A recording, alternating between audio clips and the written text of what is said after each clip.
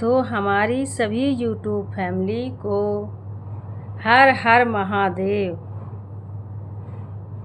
आज मैं एक आशा करती हूँ कि आप लोग स्वस्थ होंगे, मस्त होंगे और हमेशा ही मस्त रहें। और मैं भी स्वस्थ हूँ, मस्त हूँ। आज मैं आप लोगों के लिए एक वीडियो बनाने जा रही हूँ। सावन आ रहा है। कोई भी हमारी माताएं बहनें जो भी हों, अगर वो पशुपतिनाथ का व्रत करना चाहती हैं तो वो सावन के सोमवार से स्टार्ट कर सकती हैं। तो इसलिए आज मैं पशुपतिनाथ व्रत कैसे किया जाता है और क्यों करना चाहिए और पशुपति व्रत क्या है, सब कुछ बताने वाली हूँ। तो आइए आप लोग हमारी यह कथा को सुनिए ध्यानपूर्वक और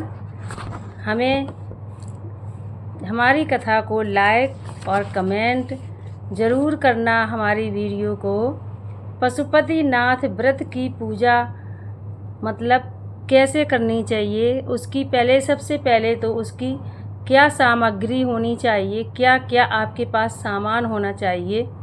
तो पूजा की थाली, कुमकुम, अबीर, गुलाल, अष्टगंध, लाल चंदन, पीला चंदन, अक्षत, बेलपत्र, धतूरा, फूल, फल, एक लोटा जड़, दक्षिण दिशा आदि, मतलब दक्षिण दिशा में बैठना चाहिए।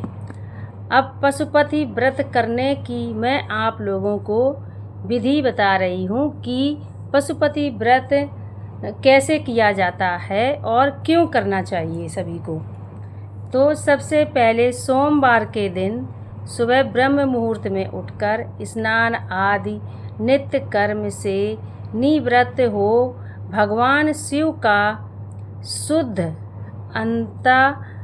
अंतःकरण से ध्यान करें, शुद्ध अंतःकरण से ध्यान करें और फिर पूजा की थाली लेकर शिव जी के मंदिर में जाएं। शिव जी के आसपास की सफाई कर आसन बिछाकर बैठें। फिर शिवलिंग का जल से अभिषेक करें। जल चढ़ाते समय ओम नमः शिवाय का जाप करते रहें। तत्पश्चात पूजा की अन्य सामग्रियां शिव जी पर चढ़ाकर पूजा की थाली लेकर घर आ जावें। शिव जी तो भोलेनाथ हैं। यदि किसी कारणवश पूजा की सामग्री की अब व्यवस्था न होने पाए तो सिर्फ जल को ही चढ़ावें।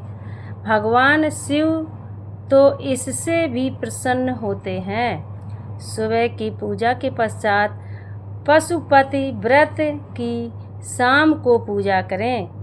पशुपति व्रत की सुबह के पूजा के पश्चात शाम को पूजा करें। सुबह की पूजा की थाली पुनः मंदिर में ले जाएं। प्रसाद घर से बनाकर ले जाएं, जिसके 3 भाग कर लें और 6 दिए भी साथ रख लें। प्रसाद के 2 भाग मंदिर में चढ़ावें और 5 दिए शिव जी के सम्मुख जलाकर प्रार्थना करें, आरती करें। तत्पश्चात घर आकर एक दिया मुख्य द्वार पर सीधे हाथ की तरफ प्रज्वलित करें। भगवान पशुपतिनाथ का ध्यान कर अपनी मनोकामना करें। फिर घर में प्रवेश करें। प्रसाद के एक शेष भाग को स्वयं खाएं। प्रसाद लेकर स्वयं फलाहार आदि से अपना व्रत खोलें। इस प्रकार 5 सोमवार व्रत कर उद्यापन करें। यह व्रत 5 सोमवार करके उद्यापन कर दें। ऐसा करने से भगवान पशुपतिनाथ सभी मनोकामना को पूर्ण करते हैं। अब आप पशुपतिनाथ के व्रत के नियम और सुन लीजिए। भगवान शिव को पंचानन भी कहा जाता है। इसीलिए 5 दिए भगवान शिव के मंदिर में प्रज्वलित करते हैं। अपने मन की मनोकामना पूर्ति के लिए पशुपति भगवान शंकर से इस प्रकार प्रार्थना करें कि आप मेरी पूजा स्वीकार करें। भगवान से सबसे पहले आप प्रार्थना करिए और कहिए कि आप हमारी पूजा स्वीकार करें। शास्त्रों में कहा गया है कि जिस मंदिर में पशुपति व्रत प्रारंभ किया जाता है और पशुपतिनाथ की पूजा आरंभ की जाती है, उसी मंदिर में 5 व्रत किए जाते हैं। किसी भी सूरत में मंदिर नहीं बदलना चाहिए। अगर व्रत के बीच में आपको कहीं जाना पड़ जाता है तो वापस आकर उसी घर और उसी मंदिर में व्रत को आगे बढ़ाओ। इस व्रत को आप फलाहार या अन्य दोनों से ही रख सकते हैं तथा यदि अधिक आवश्यकता हो तो खाने में नमक ले सकते हैं। पशुपति व्रत 5 सोमवार तक किया जाता है। फिर भी अपनी श्रद्धा अनुसार कितने भी सोमवार को किया जा सकता है। बस जितने सोमवार करना है उसका संकल्प, आपको जितने सोमवार व्रत रखना है तक संकल्प पहले ही मान लिया जाता। उसका संकल्प पहले से ही करना चाहिए। जिस दिन आप संकल्प लेते हैं प्रथम व्रत में सुबह ब्रह्म मुहूर्त में कि हमें कितने व्रत करने चाहिए, 5 करने चाहिए या 11 करने चाहिए या 21 करने चाहिए, आप जितने व्रत करें उतने व्रत पहले से ही संकल्प कर लें और एक ही स्थान पर पूरा किया जाता है। एक ही मंदिर में करें। ऐसा नहीं है कि आप कहीं गई तो आपने वहाँ भी कर लिया तो आपका मान लिया जाएगा। पशुपति व्रत नहीं माना जाता है। एक ही मंदिर में एक ही स्थान पर किया जाता है। जब तक व्रत का उद्यापन संपन्न नहीं हो जाता, जब तक हमारे पूरे व्रत जितने हमने माने हैं उतने व्रत हमारे संपन्न नहीं हो जाते, तब तक हमें एक ही मंदिर में पूजा करनी चाहिए।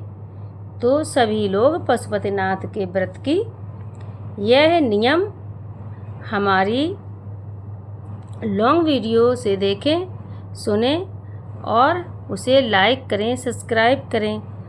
और जिस किसी की भी मनोकामना, अगर आपको कुछ मांगना है भोले बाबा से तो सामान आ रहा है, आप उससे यह पहले सोमवार से यह व्रत आप कर सकती हो, रख सकती हो। अपनी मनोकामना मांगो, भोले बाबा तो सारी मनोकामना पूर्ण करेंगे।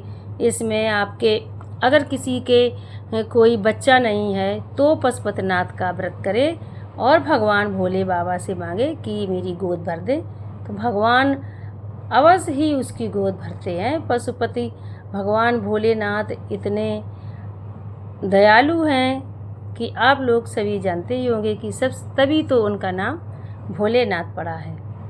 इसलिए आप लोग हमारी वीडियो देखें और लाइक करें और प्लीज़ उसे कमेंट ज़रूर करना, क्योंकि मुझे भी तो पता चल जाएगा कि हमारी वीडियो किसने किसने देखी है। इसलिए सभी को राधे राधे और हर हर महादेव। जय श्री राधे।